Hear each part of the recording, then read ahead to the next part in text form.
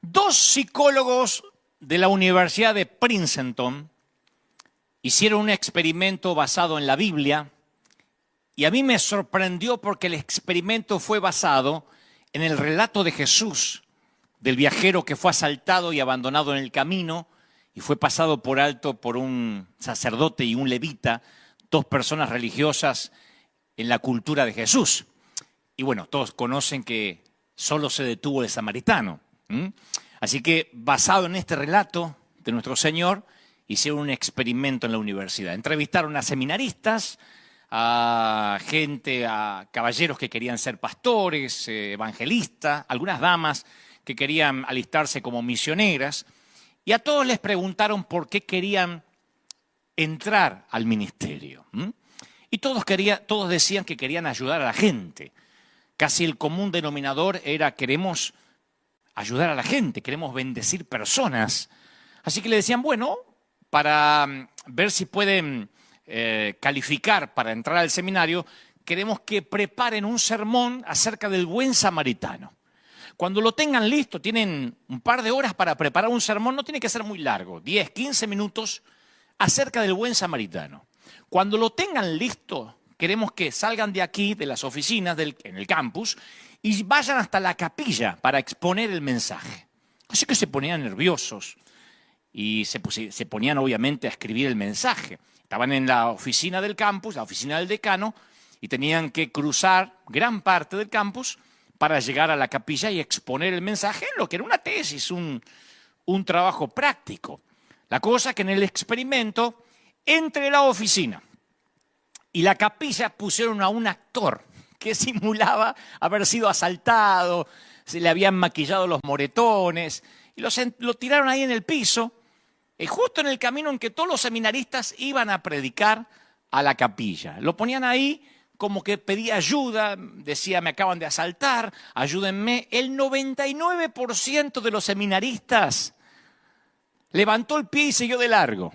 Y se excusaban diciendo, lo siento, tenemos que ir a predicar. Ahora, ¿de qué iban a predicar? Acerca de buen samaritano. Y eso demostró que el deseo de servir en el ministerio los hizo indiferentes ante el sufrimiento. El levita y el sacerdote estaban tan ocupados amando a Dios, según Cristo lo contó, que no tenían tiempo para amar al prójimo.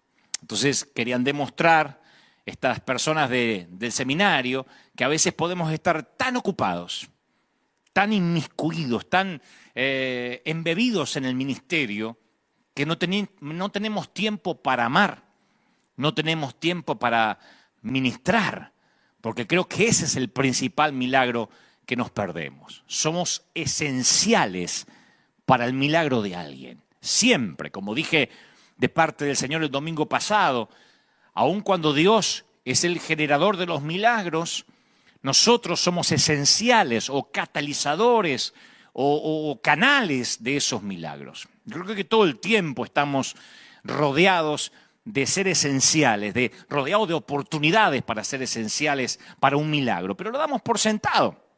No hay nada como experimentar algo la primera vez, pero en algún momento empezamos a dar por sentado todo lo que nos pasa y se nos hacen callos a todo lo que nos rodea. Lo habitual nos empieza a nublar la vista. Yo le llamo a eso, bueno, no yo en realidad, sino que los científicos lo llaman, pero yo me apropié de la frase, ceguera por falta de atención. Cuando uno está rodeado de oportunidades para ser de bendición, oportunidades para bendecir, oportunidades para ser el samaritano de alguien más y uno no se da cuenta. Hay un montón de gente esperando que le llegue el gran momento en que Dios los use y no se dan cuenta que ya mismo, durante el camino, durante la travesía, podrían ser usados, porque la vida ocurre durante el camino, porque los milagros de Jesús ocurrían mientras que Jesús iba, mientras que Jesús caminaba. Y creo que como nos pasa eso en el ministerio, ocurre con la vida. Ocurre que podemos estar rodeados de montañas, de océanos, un paisaje maravilloso, y con la vida en general podemos no darnos cuenta de lo que nos está rodeando. Una vez yo prediqué un mensaje titulado "Y no sabía", basado en 2 versículos que a mí me llamaron muchísimo la atención, de 2 hombres que perdieron la conciencia de lo que tenían. Jueces 16:20 dice, pero Sansón no sabía que Jehová se había apartado de él. No sabía. Conocemos la historia. Él pensaba que la unción nunca se le iba a ir de él, hasta que en un momento Dalila lo timó y él no sabía que la unción se había apartado de él. Pero hay otro episodio que también a mí me llama la atención. Dice Éxodo 34, y no sabía, 34:29, y no sabía Moisés que la piel de su rostro resplandecía. O sea, Moisés estaba inconsciente de su adquisición espiritual. No sabía que podía ser de bendición. No se dio cuenta que su rostro le brillaba. Y Sansón estaba inconsciente de su pérdida espiritual, ¿no? Entonces yo digo, la vida está llena de actos inconscientes, de cosas que hacemos por la fuerza del hábito. Tocamos la música, nos lavamos los dientes, comemos, caminamos, conducimos el automóvil. Lo que tenemos es que estar alerta cuando el inconsciente invade el campo espiritual, porque ese efecto de callosidad aparece a nivel emocional, aparece a nivel espiritual. La constante, yo digo siempre, la constante exposición y el contacto, ya sea a lo sagrado, a lo profano, producen callosidades en el corazón humano. Me ha escrito decenas de personas diciendo, extraño con horror en la iglesia.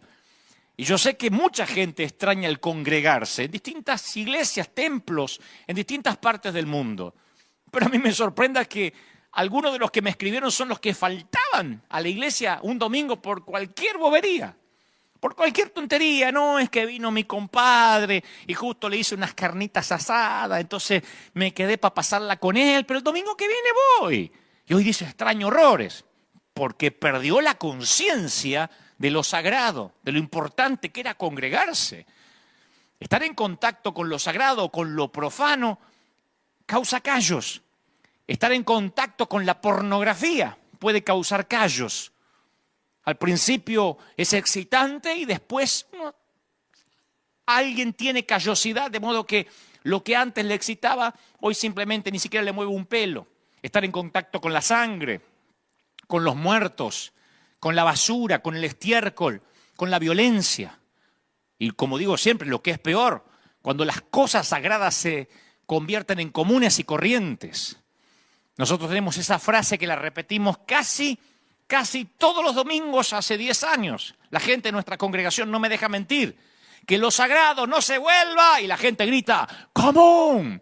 Que lo sagrado no se vuelva, común. Porque lo más importante es que las cosas sagradas sigan siendo sagradas, que adorar a Dios siga siendo sagrado, que escuchar este mensaje siga siendo sagrado. Porque cuando se nos hacen callos emocionales o espirituales, hasta es posible perder la compasión por las almas.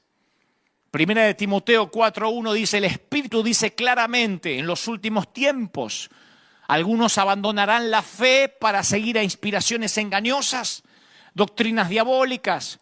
Tales enseñanzas provienen de embusteros que tienen la conciencia encallecida. O sea que la palabra callos aparece en ciertas versiones de las Escrituras. Hay un momento donde uno puede perder la noción de lo que es sagrado y se nos empieza a hacer común. Pero eso no es lo peor, sino que cuando se nos hacen callos al temor de Dios, como Dios nos viene hablando cada domingo, se genera un vacío que entonces puede ser llenado por cualquier otra cosa.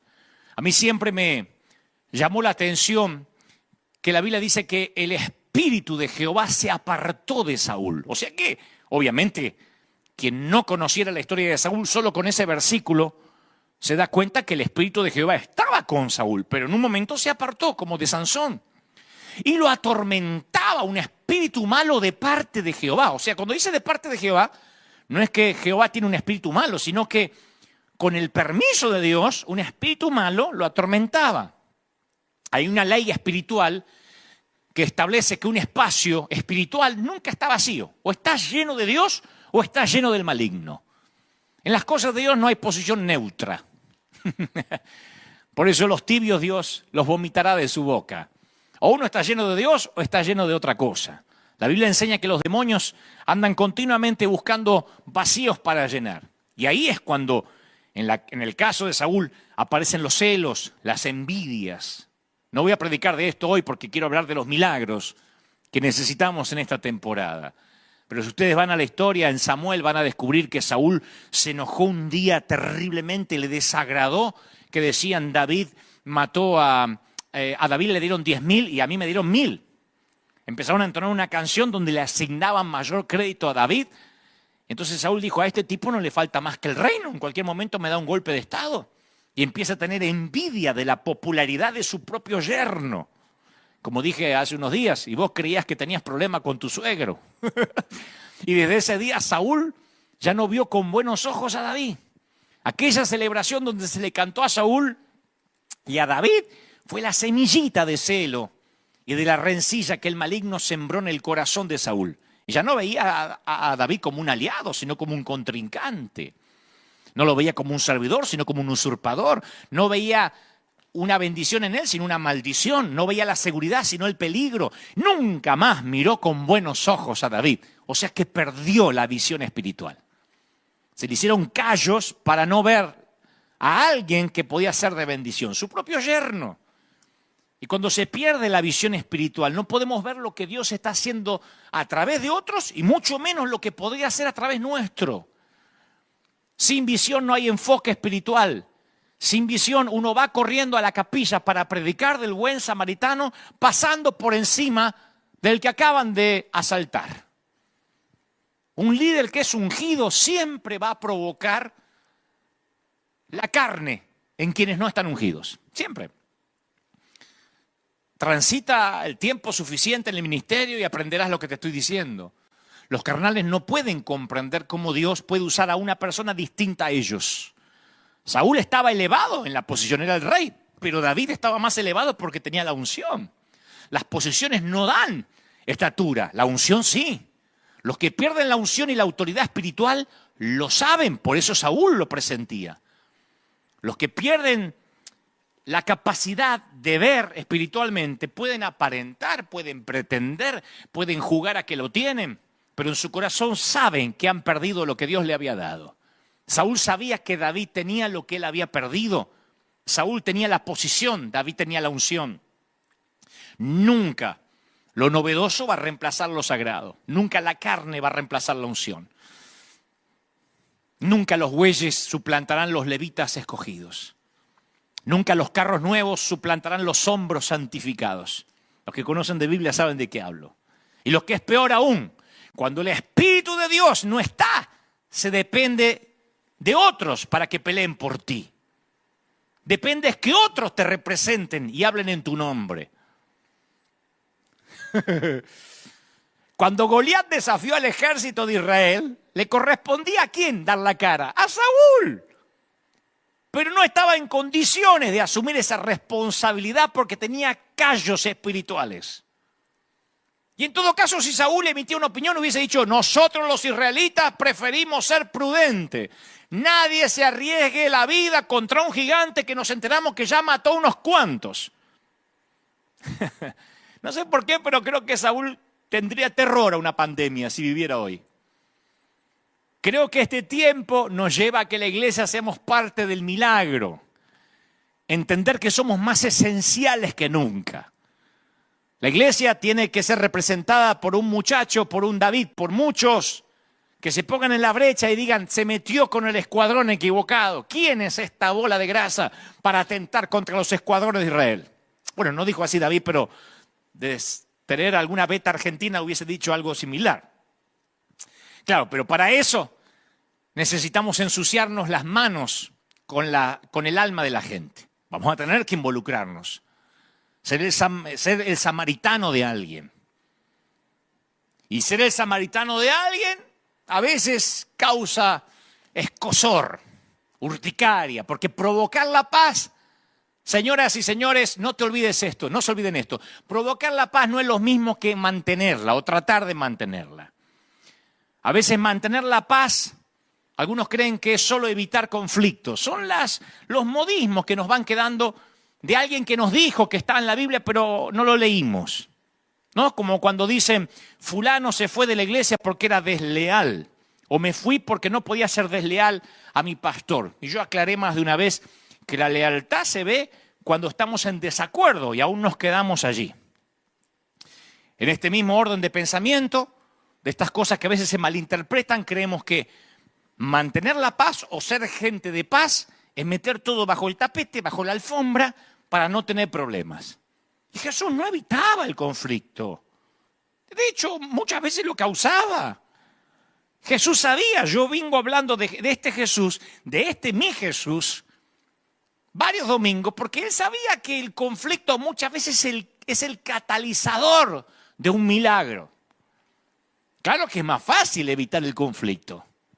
Cuando uno evita el conflicto, a veces también retrasa la disciplina, pero a largo plazo eso daña más de lo que ayuda.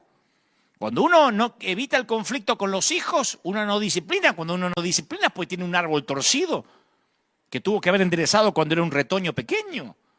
Cuando uno no quiere conflicto, cuando uno quiere ser prudente en todo, pospone conversaciones difíciles porque nos falta energía emocional o el valor o no tenemos lo que hay que tener. No, mi querido, el amor duro requiere decisiones duras, conversaciones duras, como debemos hacer con nuestros hijos.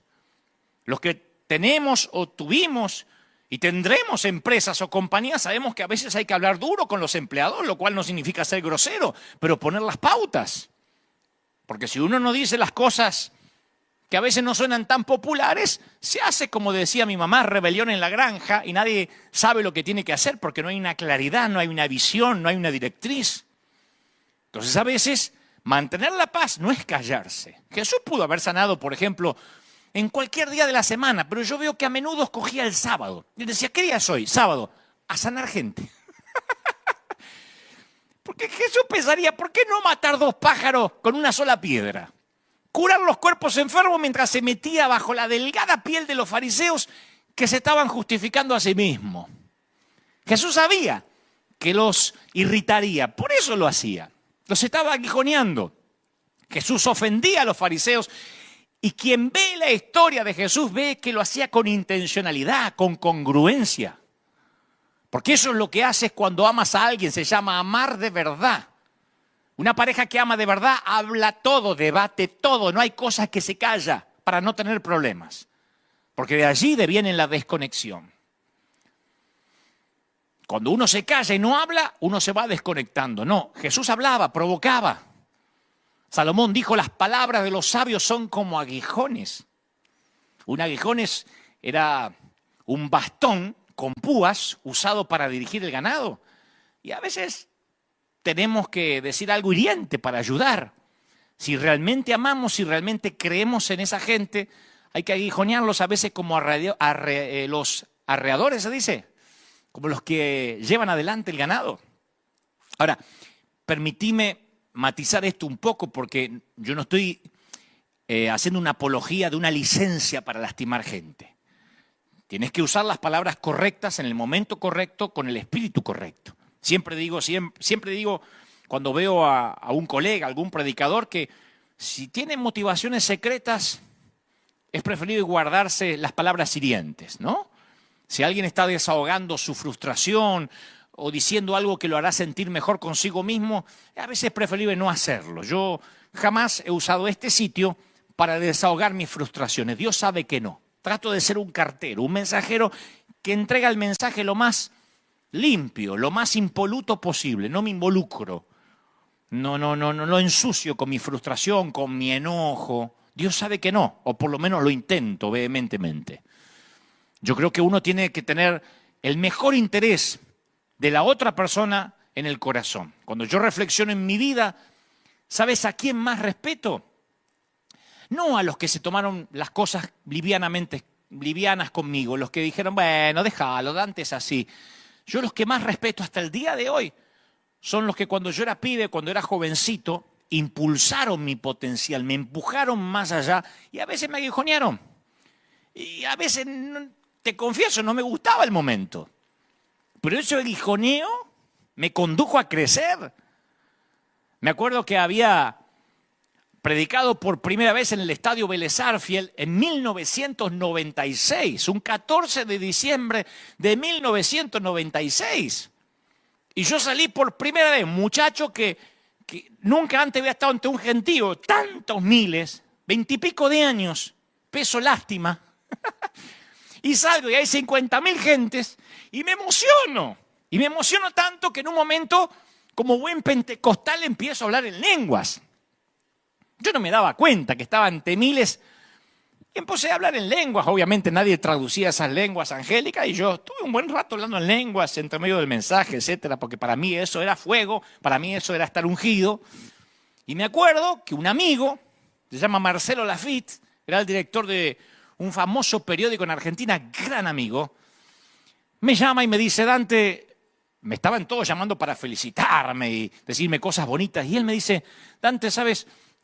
Hablar en lenguas en público te va a reducir a un sector. Yo lo sentí como punzante, pero pude percibir el amor de sus palabras. Me dijo: mira, en Vélez Sarsfield había menonitas, había bautistas, había hermanos libres, había católicos. Y demostrar que podés hablar en lenguas angélicas, no habiendo traducción, como dice el apóstol Pablo, lo único que demostrás es que sos un fanático, la gente va a decir que estás loco y te va a reducir a un target, a un sector. Consejo en el año 96 que hasta la fecha me ha servido. Yo digo, gloria a Dios que alguien se animó a llamarme y a decirme: flaco. Después están los otros que te llaman para decir, siempre hay algunos que te llaman desde la envidia, desde el celo, pero con amor son muy poquitos los que llegan y te corrigen. Y te dicen, de hecho no me dijo, no lo hagas más, me dijo, yo haría tal cosa. Y yo sentí que eso venía de parte de Dios. Yo digo siempre, a pesar de que pasen los años, no sé dónde Dios me vaya a llevar, pero una de mis oraciones es que nunca deje de tener un corazón tierno con Dios, para la corrección, para aprender, porque ese corazón tierno también tiene que ser protegido por una piel dura de rinoceronte. Porque no falta el que viene y dice: ah, lo que le importa son los diezmos. Cuando estoy diciendo, como dije hace un ratito, no, si yo estoy diciendo que no voy a abrir la iglesia, pero siempre no falta aquel hiriente o que con palabras insultantes o adjetiviza. Entonces uno tiene que conservar el corazón tierno con una piel dura. Si no va a pasar, va a pasar que se va a endurecer el corazón y la piel va a quedar delgada. Lo peor que nos puede pasar es que se produzca lo inverso. La piel delgada no va a ser suficiente porque es herida muy a menudo, se ofende demasiado fácil. Entonces uno tiene que decir: Señor, dame piel de rinoceronte o piel de foca para que todo me resbale. Proverbio 19:11 dice: su gloria es pasar por alto la ofensa. Y yo creo que muchos de nosotros tenemos que lograr ser duro de ofender. Me encanta eso, duro de ofender. Bruce Willis era duro de matar, ¿no? Duro de ofender. Nunca dejes, alguien necesita oír esto, que una flecha de crítica penetre tu corazón, a menos que primero pase por el filtro de la Escritura. Algunos me dicen: ¿y vos, Dante, escuchás? Si alguien te quiere dar un consejo, yo inmediatamente lo paso por el tamiz de la Escritura y del amor. Cuando alguien viene con amor, la exhortación, aunque sea exhortación para enderezarte, para cambiar, está envuelto en un amor tan grande. No viene a defender un ego, no viene necesariamente a debatir por el simple hecho de la discusión, sino que es algo que corrige, te hace sentir de que alguien está haciendo un catalizador, esa persona es mi milagro en ese momento. Hoy en día los hijos pueden denunciarte, los docentes han perdido autoridad. Y yo a veces me pregunto si esta cultura de corrección política nos ha dejado la piel demasiado fina. Vivimos en una cultura en la que es malo decir que algo está mal y permanecer en silencio ante un tema del que Dios habla claramente. No es amar, es cobardía. Y cuando no usamos nuestra voz, la perdemos. Pecamos por omisión y no por comisión. Yo suelo hacerme algunas preguntas muy diagnósticas que me ayudan a saber si estoy en el centro de la voluntad de Dios. Yo me pregunto, ¿cuándo fue la última vez que fui criticado? Y si hace tiempo que no fui criticado, me inquieto, me pongo nervioso porque digo, si no estoy ofendiendo a los fariseos, posiblemente significa que me transformé en un fariseo, que estoy con la corriente en lugar de desafiarla. Después me pregunto, a ver, ¿con qué facilidad me estoy ofendiendo? Si la respuesta es, uy, me estoy ofendiendo fácil, me está afectando, entonces necesito hacerme suficientemente fuerte para lidiar con situaciones desagradables, porque cuando te ofendes, te vuelves defensivo. Y en el segundo mismo en que te vuelves defensivo, el reino de Dios deja de avanzar a través tuyo. Nosotros somos los carteros, no tenemos que defender ningún mensaje. El otro día alguien me decía, queremos que nos expliquen en una nota periodística qué quiso decir durante el mensaje. Dije, yo no explico los mensajes. Y me decía, qué soberbio. No, ¿cómo voy a explicar un mensaje que estoy diciendo que Dios me dio que entregara? El día que yo me pare y diga, les voy a decir lo que yo pienso, eso lo podría defender. Eventualmente lo podría sostener o no. Pero cuando digo esto creo, Dios puso en mi corazón, yo no voy a defender ni sostener lo que Dios dijo. El que tiene oídos que oiga. Lo tercero que me pregunto es, ¿me estoy lavando las manos o lavo pies? Porque no era responsabilidad de Jesús lavar los pies. Ese trabajo estaba reservado para el servidor más bajo en el tótem judío. Sin embargo, Jesús tomó responsabilidad de algo que no era su responsabilidad. Pilatos hizo exactamente lo contrario, lavándose las manos como una manera de decir, yo no soy responsable. Pero lavarse las manos no lo absolvió de la culpa. Pilatos sabía que Jesús era inocente, pero le faltaba el valor moral para dejar ir a Jesús. Hay un versículo que revela la debilidad moral de Pilato. Dice que como él quería satisfacer a la multitud, mandó azotar a Jesús y lo entregó para que lo crucificaran. En pocas palabras, Pilato era un complaciente. Él dijo, voy a ser prudente con la multitud. Y tenía más miedo de desagradar a la multitud que de violar su propia conciencia. Y actuó como un pelele, como un pusilánime, en lugar de actuar como hombre. Entonces uno tiene que preguntarse, ¿estoy viviendo para el aplauso de la gente? ¿O vivo para el aplauso de las manos horadadas por los clavos? Si quiero agradar a Dios, voy a disgustar a mucha gente a lo largo del camino. Es parte de actuar como hombre.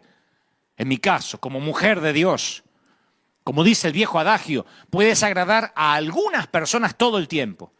Puedes agradar a toda la gente parte del tiempo, pero no puedes complacer a todo el mundo todo el tiempo. Entonces uno tiene que preguntarse, ¿existe alguna situación en la cual yo me haya absuelto de responsabilidad lavándome las manos? En lugar de asumir responsabilidad y ser el samaritano de alguien, somos esenciales para alguien. Somos esenciales para el mundo. El mundo clama la manifestación de los hijos de Dios. Miren lo que pasa en los Estados Unidos. Cuando un policía le corta el aire a alguien en la calle y salta toda la turba diciendo nosotros queremos que cambien las leyes. Nosotros queremos que estas cosas no vuelvan a ocurrir, no queremos más discriminación. Y salen y nadie les pudo decir, no salgan, no se muevan, nadie los pudo detener.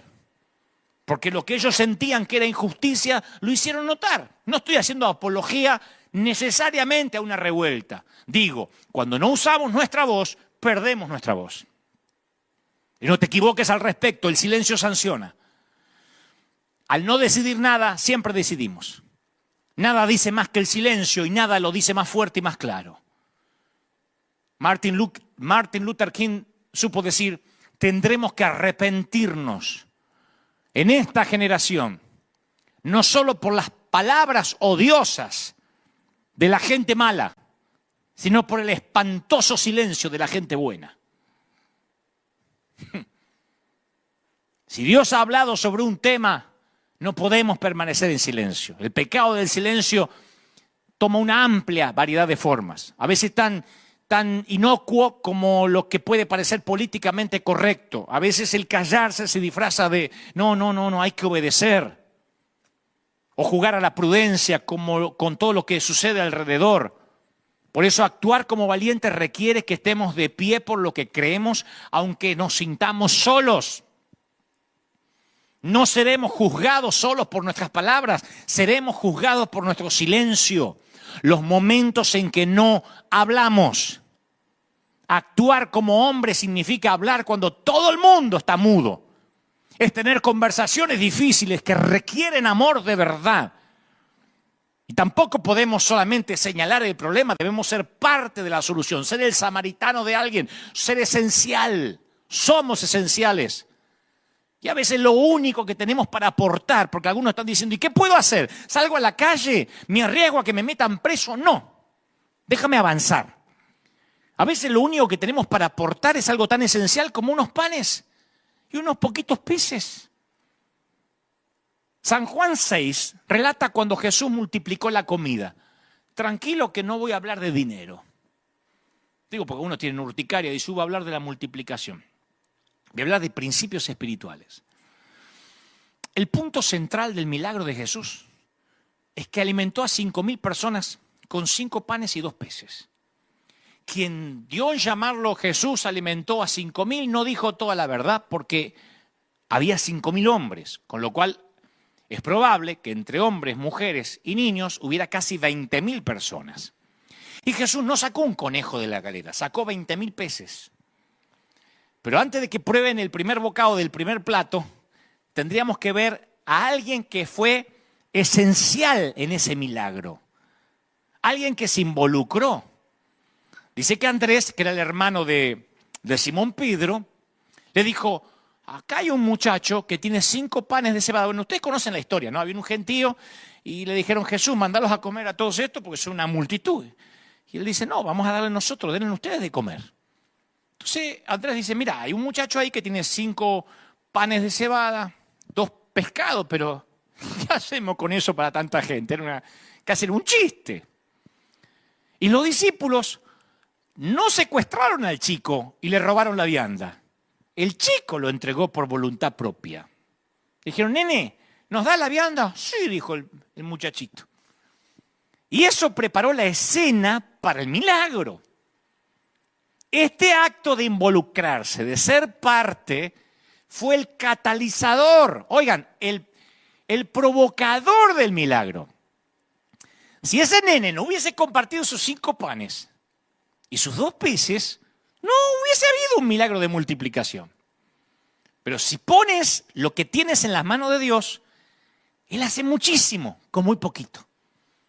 En el mundo natural es fácil pensar que si doy más, me quedo con menos. Mucha gente en este tiempo de pandemia ha dicho, ahora es cuando más hay que ahorrar.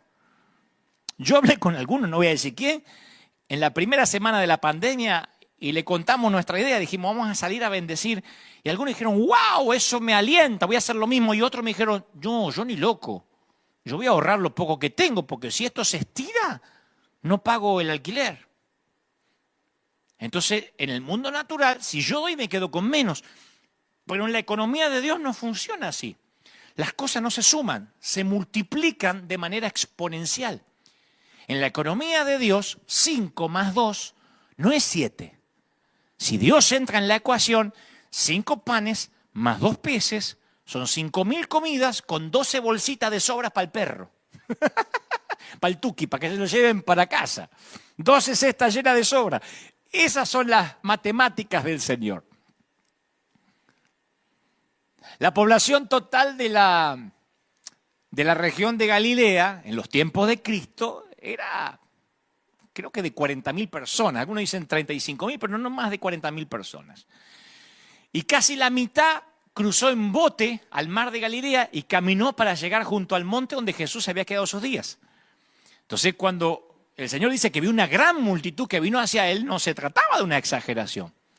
Jesús le dijo a Felipe, ¿dónde vamos a comprar pan para que coma esta gente? Una pregunta retórica. Tiene sentido que le preguntara a Felipe, porque este era de Betsaida, a 15 kilómetros de ahí, y si había alguien que supiera dónde conseguir comida, tenía que ser Felipe. Siempre hay alguien en el equipo que sabe dónde conseguir comida. Acá tenemos un par que saben siempre dónde conseguir comida, ¿no? Pero la respuesta casi suena a reprimenda. Dice, Señor, ni con el salario de 8 meses podríamos comprar pan para darle un pedazo a cada uno. Y esta es la frase que nos deja fuera de los milagros. Cuando razonamos con miedo. Cuando decimos, no, pero es que no se trata de miedo, se trata de lógica, de prudencia. Cuando dice, ni aunque tuviéramos 8 salarios podríamos comprar. Es lo mismo cuando te dice, pero no leíste las cifras de muertos. Nadie quiere ser imprudente. Cuando sacan cuentas naturales, nos quedamos fuera del milagro. Las cuentas son reales, pero nos quedamos fuera del milagro. Hace unos años, unos investigadores ingeniaron un estudio que permitía descubrir la manera en que la gente responde a las necesidades de otras personas. Cuando la gente toma el papel de un samaritano. Y los investigadores pusieron a prueba 2 versiones de una misma carta. En una presentaban las estadísticas, la magnitud de los problemas que enfrentaban los niños en África. ¿Vieron como recién les mostré? Y otra presentaban una niña y del barrio que tenía 7 años que necesitaba ayuda. A ver, la gente, ¿por quién se conmovían más? ¿Por los miles que morían, los chiquitos enfermos de HIV, morían huérfanos en África o por la nena de acá del barrio? ¿Qué era lo que les impactaba más? Entonces descubrieron que cuando les llegaban las 2 cartas, ponían el dinero y las donaciones a la nena. África quedaba muy lejos. Aunque parecía que aquello era peor que esto, África quedaba lejos. Los que leían las necesidades de la niña aportaron mucho más dinero. Y los psicólogos llaman a eso el efecto de la gota en el mar.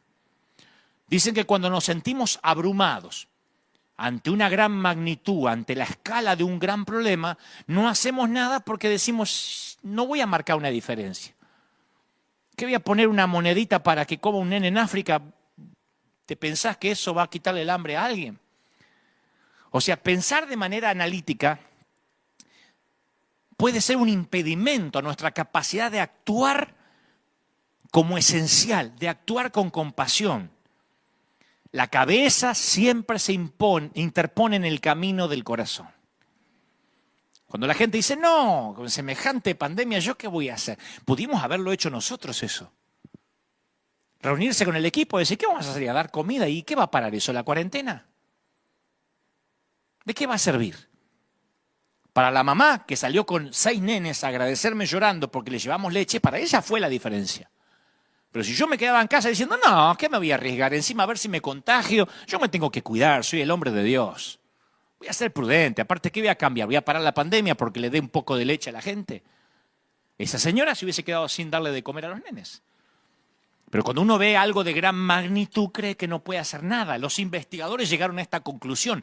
El mero acto de hacer las cuentas reduce la compasión y, lo que es peor, reduce los milagros. Cuando pones a Dios en la ecuación, su resultado siempre va a exceder la suma de tus componentes. Tus 2 peces pueden ser más esenciales de lo que imaginas si los pones en sus manos. Ah, ahí está el tema. ¿En las manos de quién están los peces?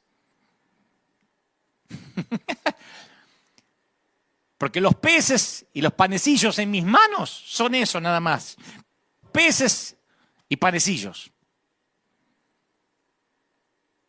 Como sucede con tantos otros héroes, casi anónimos de la Biblia.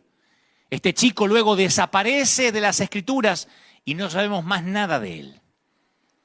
Pero sus 15 minutos de fama se estiraron hasta convertirse en más de 2000 años.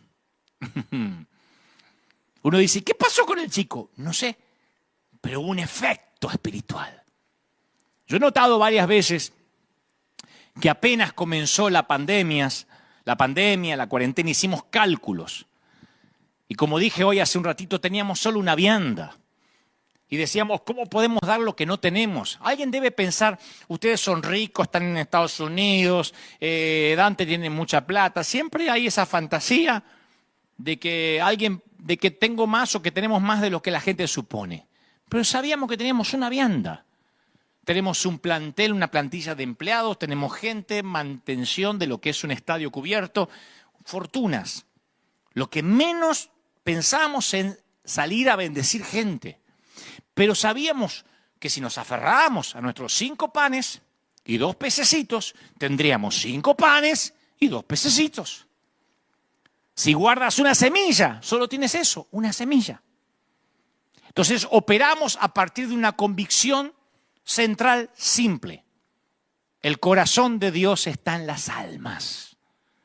Y mientras nos centremos en las cosas que su corazón atesora, Él se ocupará de los resultados. Yo solo tengo una explicación para la multiplicación. Den y se dará. Se les echará en el regazo una medida llena, apretada, sacudida, desbordante. Porque con la medida que midan a otros, se les va a medir a ustedes. Y no estoy hablando necesariamente de dinero, hablo de todo. La ley de la medida es tan inviolable como la ley de la gravedad. No hay que orar por eso. ¿Se acuerdan? No ores por todo. Hay leyes espirituales que se cumplan, ores o no, que se cumplen. Con la medida que uses se te medirá. No importa si se trata de 2 peces o 2 moneditas. No puedes quebrar la ley de las medidas y eso es buena noticia cuando se está dispuesto a darle a Jesús nuestra vianda del día. ¿Recuerdas la oración del Padre Nuestro? El pan nuestro de cada día, dánoslos hoy. Deseamos que dijera el pan nuestro de cada semana, de cada mes. ¿Qué tal el pan de cada año? Bueno, pero así no tendríamos que depender de él a diario. La madurez no es autosuficiencia, ¿eh? Algunos dicen, yo ya crecí, por eso no oro tanto. No, es al revés. Cuando uno más crece, más depende de Dios. Al revés del crecimiento cronológico. Vieron que los nenes son dependientes de los papis y a medida que van creciendo cada vez son más independientes. Bueno, el cristiano a medida que más crece, más depende de Dios. Pero nosotros queremos que Dios nos provea más para necesitarlo menos. Y el lenguaje que describe la provisión de Dios en Israel es quirúrgico, es preciso. Dios proveyó justo lo que necesitaban, ¿se acuerdan? No podían guardar maná de un día para otro. ¿Por qué Dios provee tan necesariamente, tan justito la comida? ¿Por qué prohibiría que guardaran las sobras? ¿Qué hay de malo de frizar un poco de maná? ¿Qué hay de malo de meter algo en el refri? ¿Qué mal había en tomar la iniciativa y recoger maná suficiente como para 2 o 3 días más? Aunque mucho nos gustaría que Dios nos proveyera misericordia como para un año. Nuevas son las misericordias, ¿cada cuánto? ¿Cada cuánto? En casa. ¿Cada cuánto se renuevan las misericordias? Cada mañana. Qué lindo sería, bueno, peca tranquilo, mete la pata, tenés misericordia por todo el año. 2020, en el 2021 te renuevo la misericordia. Cada mañana. Porque si Dios nos diera demasiado, todo de golpe, ya no dependeríamos de Dios ni tendríamos hambre de Él. Te conozco, me conozco. Nos conoce. Ahí estaba el muchachito entregando la vianda y Jesús dice, vamos, haga que se sienten todos. Jesús toca la campana, pi, pi, pi, pi, está lista la cena, pero la mesa está vacía. Ese es el paso más difícil. Hacer que todos se sienten a comer y no hay comida. Y Jesús bendice el alimento imaginario. Va a tener que repartir 2 peces en 20.000 porciones. ¿Te tocó alguna vez esperar la comida durante el más tiempo que suponía? Fuiste a un restaurante y tardaron. No hay cosa que exacerbe más el mal humor que el hambre. El mal humor junto con el hambre son una pésima combinación, son malos socios. La cosa se pone fea muy rápido. Quien haya trabajado sirviendo comida sabe de qué hablo. La multitud de 20.000 personas se transforma en una turba furiosa. Hace poco nos pasó aquí cuando fuimos a Los Ángeles a llevar comida al pleno centro y llegó el camión de Lighthouse y vinieron todas las personas en situación de calle y al principio gracias y nos tardamos en armar la comida y menos mal que no nos tardamos más. Yo dije, muchachos, como sea, repartamos porque esa gente tenía hambre y mucho mal humor. Jesús da gracias a su Padre por algo que no tiene. Da gracias a su Padre por algo que todavía no pasó. Y a mí me encanta que el milagro incluya números específicos porque hace que el milagro se pueda medir, que sea tangible. Porque la ignorancia es como la falta de oxígeno, asfixia la fe. La ignorancia asfixia la fe. Por eso es que necesitamos compartir testimonios. Escuchar un testimonio es tomar la fe prestada de otra persona. Compartir mi testimonio es prestar mi fe a otros. Por eso soy tan monotemático en mis historias de fe. A veces me dicen, pero ya contaste esa historia. A mí, mis propias historias de mis caminatas en el agua con Jesús me siguen ayudando a creer. Imagino que los demás también. Si no contamos nuestros testimonios, estamos cortando la circulación en el cuerpo de Cristo. Parte del cuerpo se adormece y no solo perdemos sensibilidad en esa parte del cuerpo, sino que cuando no se alimenta nuestro reino de testimonio durante tiempo, eventualmente el cuerpo empieza a morir. Y nos llenamos de miedo de cualquier cosa que ande dando vuelta. 3 gotas de moco y estamos temblando porque nos olvidamos los testimonios, lo que Dios hizo. Por eso necesitamos celebrar todo aquello maravilloso que Dios hizo por nosotros. Celebrarlo, contarlo. Nuestros testimonios de lo que Dios ha hecho en el pasado se transforman en profecías de lo que Dios va a hacer en el futuro. Alguien necesita oír esto. Si Dios estuvo contigo, nunca te va a dejar en el futuro tampoco. Contar esto es como inhalar oxígeno puro. No solo regenera tu fe, sino carga la atmósfera de la iglesia para que se vuelva altamente combustible. Repartieron la comida multiplicada y con los pedazos de los 5 panes de cebada que les sobraron, a los que habían comido llenaron 12 canastas. La historia está en Juan capítulo 6, versículo 13. Yo quiero dejar en claro que no creo en el evangelio de la prosperidad, aunque creo que Dios prospera. No creo en el evangelio de la prosperidad porque tampoco creo en el evangelio de la sanidad ni en el evangelio del multinivel. Cuando uno le agrega algo al evangelio, en realidad le está restando algo. El evangelio en su forma más pura es lo mejor de lo mejor. El evangelio no es un plan ni un seguro médico para hacerte rico. Los milagros suceden cuando obedecemos a Dios en las cosas pequeñas. Cuando hacemos lo pequeño como si fuera algo grande, Dios hará cosas grandes como si fueran algo pequeño. Alguien tendría que tuitear eso, ¿eh? Siempre oro para que Dios ponga estos mensajes, estos sermones en los oídos correctos, en el momento correcto. Cada mensaje que bendice a alguien, yo lo veo como la respuesta a la oración de alguna persona. En este momento soy el samaritano de alguien. Cada vez que yo predico un mensaje, aquí, con la gente o a través de las redes, ahora estamos saliendo en YouTube, en Facebook, yo siento que le estoy entregando a Dios mis 2 pececitos, mi vianda. Y cuando termino de predicar, como ahora, cuando termine, yo ya no puedo controlar lo que suceda. La gente que después se pone a mirar, los que comparten, los que lo hacen viral. Esa es la parte que más me gusta, que más me entusiasma. Porque lo único que puedo hacer es confiar que Dios va a multiplicar lo que tengo para ofrecer, alimentando con ello a las multitudes.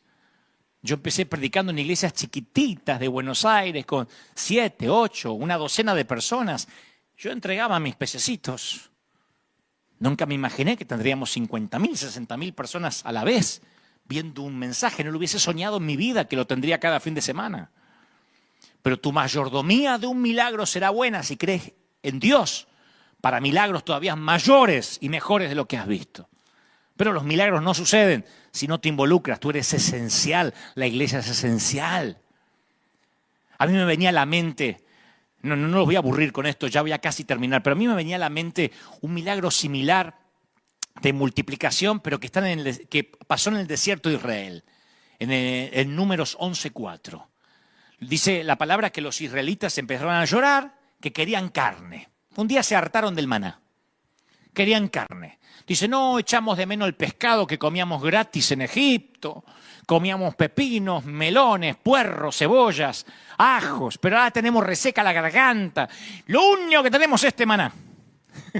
Bueno, por ser argentino yo entiendo que querían comer carne. Si no has comido carne argentina, todavía no te puedes morir. Pero los israelitas tenían una memoria selectiva. Se olvidan, ellos decían, queríamos comer esa carne que comíamos gratis, pero se olvidaron que esa comida era gratuita porque ellos no eran libres. Cuando dependes que el Estado te alimente, es porque el Estado te está esclavizando. El comer carne y cebolla no compensan tu libertad.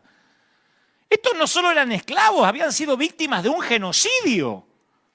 Israel estuvo 370 años atado a una correa de esclavitud. Grandes en cuerpo para resistir, pero débiles en mente y espíritu para ser libres. ¿Qué me importa a mí resistir si yo no voy a ser libre? Y cuando Israel se dio cuenta que caminar en libertad era una tarea diaria de fe, les agarró nostalgia a los tipos por los sabores gastronómicos de Egipto. Le agarró el deseo culinario de la comida que habían dejado atrás. Pero recuerda lo que dijo alguien: si Dios no está en el asunto, nada es gratis. De hecho, algunos dicen, sí, ¿cómo que no? En Internet hay un montón de cosas gratis. No. Si en Internet algo lo consigues gratis es porque tú eres el producto. Alguien te está observando, mirando tus gustos, y eres una estadística o el estudio de alguien, de alguna consultora. Hasta lo que está gratis en Internet no es gratis. Tú eres el producto. Siempre que Satanás te da ajo y cebolla es porque te quiere mantener fuerte en tu carne para que seas esclavo. Siempre. Ahora, cuando el pueblo dice queremos comer carne, Dios dice no solo van a comer carne una vez, todo un mes. Y Moisés no lo puede creer. Moisés dice, yo me encuentro en medio de un ejército de 600.000 hombres. Y me hablas que van a comer carne todo un mes. Y acá dice algo muy parecido a lo que dijeron los discípulos de Jesús en la alimentación de la vianda del chiquitito. Le dice, aunque se degollaran rebaños y manadas completas, ¿cómo hacemos? Aunque se les pescara todos los peces del mar, ¿no les va a bastar? Moisés otra vez está tratando de hacer todos los cálculos matemáticos y ninguno es viable, ninguno es logístico. A mí me ha pasado eso. Cuando Dios me decía, quiero que hagas un superclásico, convoca a los jóvenes, levanta una palabra en el estadio. Yo decía, $1.000.000. ¿Sabes lo que era $1.000.000 en Argentina? Lo mismo que ahora. Pero ni que buscara a Bill Gates, a Soros, a los millonarios más importantes. No me va a alcanzar. Y así estaba Moisés. Es imposible. No sé si estuviste en esa situación alguna vez o ahora estás en esa situación, diciendo, de esta no salimos. Esto liquidó el planeta. Tal vez Dios te está pidiendo que te arriesgues en un lugar, que te muevas, que te mudes y no te dan las cuentas. Quiere que te cases, que vayas a la universidad, que viajes y no te dan las cuentas. Quiere que emprendas un ministerio, una empresa y no te dan las cuentas. Yo sé de eso, tantas veces Dios me mandó a hacer cosas y no me dieron las cuentas. La lógica grita que no, la fe susurra que sí. La lógica grita desde los noticieros de televisión. La fe susurra. Recuerda que Jesús no dio gracia después del milagro, sino antes que sucediera. Y lo mismo sucedió en Jericó. Josué 6:1 dice, las puertas de Jericó estaban aseguradas por miedo a los israelitas. Nadie podía salir ni entrar. Pero el Señor le dijo a Josué, yo he entregado, por favor repite esto, he entregado en tus manos a Jericó y a su rey con sus guerreros. ¿Captaste el tiempo verbal? Dios no habló en pasado. Dios habla, mejor dicho, como que ya pasó. No dice, te voy a entregar. No dice, si oras. No dice, si te atreves, te entregaré algún día, confía. No, ya estaba ganada. Tenían que caminar en derredor. La oración consiste en pedirle a Dios que haga algo tiempo futuro. La alabanza consiste en creer que Dios ya lo hizo tiempo pasado, ya está. Por eso digo, 2020 es un año de cosecha. Y antes que aparecieran las codornices, porque eso fue lo que iban a comer, en el radar meteorológico de Moisés, Dios le hace la pregunta, ¿acaso se ha cortado la mano de Jehová? ¿Acaso el poder del Señor es limitado? Hay una versión que dice, ¿acaso mi brazo ha perdido su poder. De los 10 milagros, de las 10 plagas que Dios hizo para sacar a Israel de Egipto, ninguno fueron atribuidos al brazo de Dios. Éxodo 8:19 dice, el dedo de Dios es este. Las 10 plagas fueron el dedo de Dios. Si un dedo puede lograr 10 plagas o 10 milagros, ¿qué puede lograr el brazo de Dios? Esta es la verdad de alto octanaje que debería ser el combustible de tu fe. Dios es más grande que el mayor de tus problemas. Dios es más grande que tu sueño secreto, que tu pecado secreto. Créeme lo que te voy a decir. No importa cuánto ores, ni cómo ores, sino cómo respondas a esta pregunta. Solo puedes responder sí o no. ¿Acaso se ha cortado el brazo de Dios? Para Dios el problema no es si podrá. La única cuestión es si lo hará. Y Moisés se tuvo que involucrar y jugarse la reputación. Moisés le dijo al pueblo, el cielo está nublado con posibilidad de codornices. Empujó todas las fichas de su credibilidad hacia el centro de la mesa. Debió ser el sermón más aterrador que predicó jamás. La visión más loca que jamás proyectó. Dicen los que vuelan en parapente, acuñaron una frase que dice, si no estás dispuesto a correr hacia el despeñadero, nunca vas a volar. Yo tuve que dar mensajes aterradores a esta congregación. Ahí están en casa mirándome. ¿Se acuerdan cuando les dije, nos vamos de la Catedral de Cristal a congregarnos en hoteles? ¿Se acuerdan? Cuando los gringos nos dijeron, no hay planes para la iglesia hispana, acabamos de vender el edificio a la diócesis católica y la iglesia hispana, que son unos 2.500, 3.000, busquen un lugar. Acá no hay. ¿Se acuerdan? Fue mi sermón más aterrador, decirle a la gente, salgamos, no sé a dónde. Tuve otro más aterrador, cuando Dios me dijo, dile a la iglesia que no oren por un edificio, yo les voy a regalar una arena.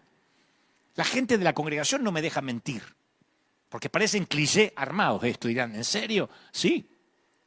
Un año antes de que conociéramos este lugar, Dios me dijo, dile al pueblo, yo había puesto 91 días de oración, para que Dios nos diera un templo. Estábamos hartos de dar vueltas por el desierto. A veces nos congregábamos literalmente en un parque. Y Dios dijo, dile a mi pueblo que no ore más. Ya está el lugar. Fue un sermón aterrador, porque uno es como que entra al casino de la vida, metafóricamente hablando, dice negro al 11. Uno se juega la credibilidad, sí. O Dios nos da una arena o yo me dedico a cualquier cosa. Pero empezamos a volar sobre cálculos humanos imposibles, cálculos de Dios. Y Números 11:31, ya que estamos hablando de multiplicación y de cosas locas, dice que desató un viento que trajo codornices del mar y las dejó caer sobre el campamento.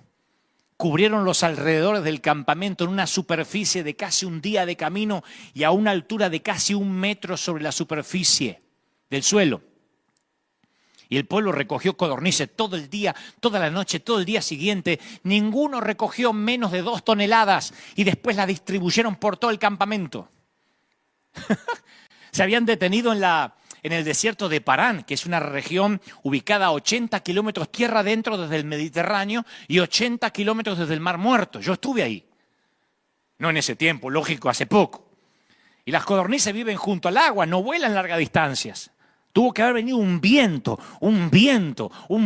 y yo sé que hay un viento de otra parte, un viento que va a traer tu milagro.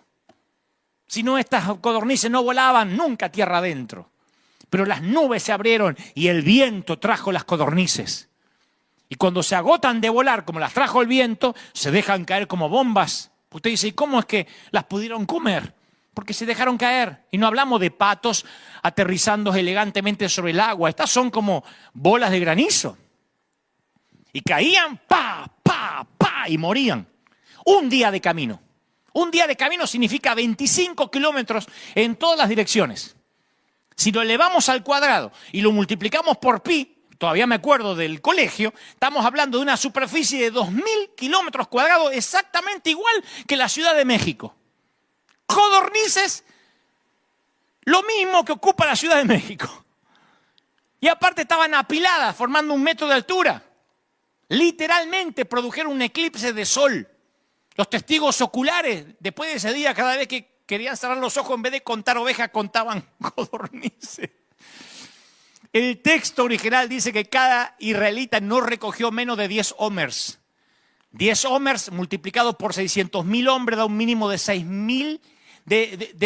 millones de homers. 6 millones de homers. Un homers era una medida de granos secos que equivale a 200 litros. Quiere decir que llovieron 105 millones de codornices. 105 millones de codornices. Por si alguien no creía que Dios bendice y multiplica en proporciones dramáticas. Tu cielo está nublado con posibilidad de codornices, mi viejo. Hace muchos años, durante una madrugada, Dios me dijo, te mostraré, el Espíritu Santo me dijo, te mostraré el Dios de las multitudes. Nunca había estado entre un gentío, nunca. El Dios de las multitudes, me gustó. De hecho, es una frase que suelo usar mucho, Dios te bendiga, el Señor de las multitudes te bendiga. Y luego en Santiago de Chile, un querido pastor me dice con su acento chileno, escúchame, Dante Gebel, él me había invitado a un congreso. Me dice, ¿tú quisieras la unción de multiplicación? ¿Tú quieres que la unción de multiplicación venga sobre ti? Yo no sabía si ni siquiera si estaba en la Biblia, pero me la estaban ofreciendo y yo la quería recibir. Yo dije, si me la ofrecen, ¿por qué voy a decir no? No creo. Total, dije, ¿qué puedo perder? Y me acuerdo que me impone las manos y me dice, Señor, que conozca la multiplicación y donde Él se pare siempre haya un gentío. No me olvido más. Dijo, ya sea en la radio, ya sea en la televisión, ya sea donde se pare siempre que haya un gentío escuchando lo que tú vas a poner en su boca. Y yo susurré, me gustaría, Señor, 40.000, 50.000 personas, pero era algo que algún día a lo mejor iba a pasar. No existía internet. Pero Dios tiene la costumbre de hacer que nuestros sueños más desenfrenados, los demás desenfados, los más locos, parezcan infantiles. Él siempre excede nuestros sueños. Y Dios envió 150 millones de codornices a mi campamento. Se comenzaron a llenar los estadios más grandes. Argentina conoce la historia. Me llamaron de los canales de televisión, llegaron invitaciones de todo el mundo. Y muchos dijeron, ¿y este pibe de dónde salió? ¿Qué sé yo? Yo le creí al Señor. Yo pensé que yo era esencial para el milagro. Yo tenía una viandita y se la di al Señor. Estoy seguro que no soy el más capacitado, ni lo fui. Estoy seguro que no tengo la teología, ni la dialéctica, ni la oratoria de otros. Justamente porque no tenía nada, lo poquito que tenía se lo entregué en las manos de Jesús. Estoy consciente que hay mucha gente que ahora mismo siente que lo que le está sucediendo es irreversible. Hay gente que dice, está bien, me encanta lo que Dios me está diciendo, pero yo ya no tengo más para dar, lo perdí todo. Mi mamá solía decir, hijo, lo hecho está. Y es verdad, la flecha del tiempo apunta en una sola dirección. Hay cosas en la vida que son irreversibles. No puedes hacer crecer cabello que te acabas de cortar, desborrar documentos. ¿Se te borró alguna vez todo lo que habías escrito en la computadora todo un día porque te olvidaste de grabar? No puedes volver atrás en el semáforo rojo que te pasaste. Son lecciones que uno aprende por las malas. Una vez mi hermano mayor, cuando yo era chiquito, se ofreció a cortarme el cabello. Casi no regreso al colegio nunca más. Ese día descubrí que había cosas que eran irreversibles. Y están los momentos irreversibles que te dejan un efecto colateral para siempre. En mi caso, como cuando me rompí los ligamentos de mi hombro derecho en una obra de teatro a finales del 2001. Hacíamos una obra llamada Misión Rec en el Teatro Astros. Y yo al principio de la obra peleaba con un doble de riesgo y caí mal. ¡Pac! Se me cortaron los ligamentos. El dolor fue terrible. Terminé esa obra y corrí al hospital, no podía más. Y me acuerdo que le pregunté al doctor cuándo iba a sanar y me dijo nunca. Me dijo, a menos que hagas una cirugía reconstructiva, porque los ligamentos rotos no sanan. Y yo no tenía tiempo de hacerme una cirugía por el postoperatorio, porque estaba viajando. Pasaron años y vaya que afectó mi calidad de vida hasta el día de hoy. La ley de entropía es la ley que afirma que si no hay una intervención alguna, todo lo que hay en el universo avanza hacia la putrefacción. Se oxidan los autos, se pudre la comida Y por supuesto los seres humanos envejecen y mueren.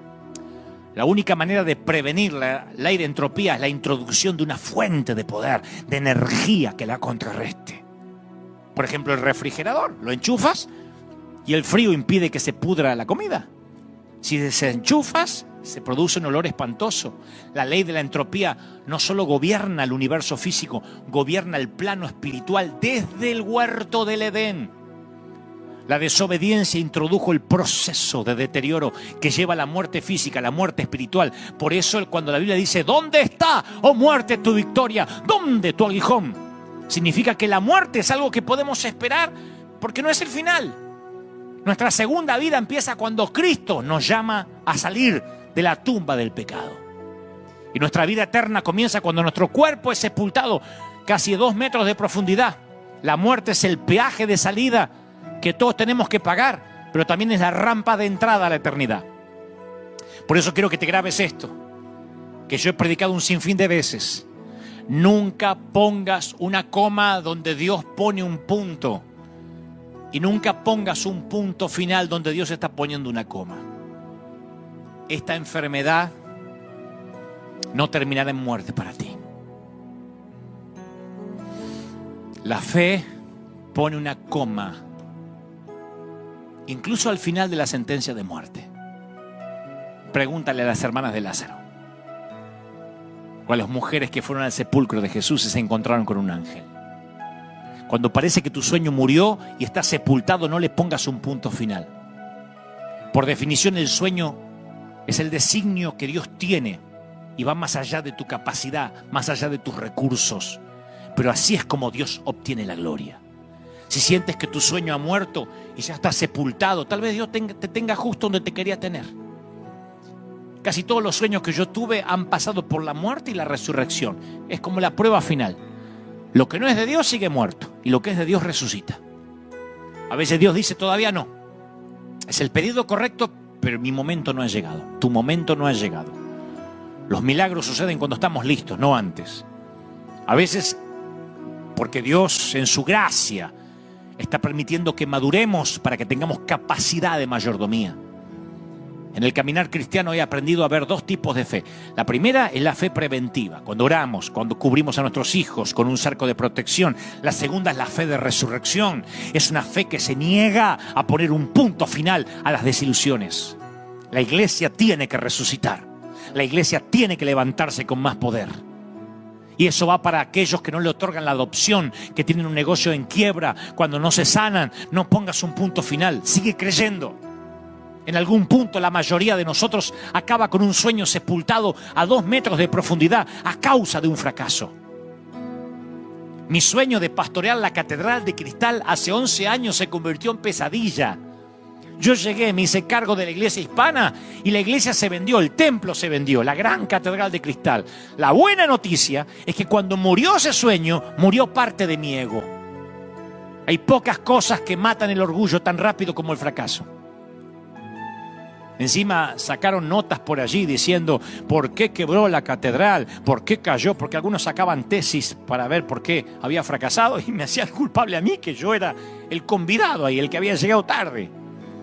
Dios no quiere matar el sueño que Él te ha dado, pero quiere crucificar todo aquello que puede impedir que Él se lleve la gloria cuando finalmente lo logres.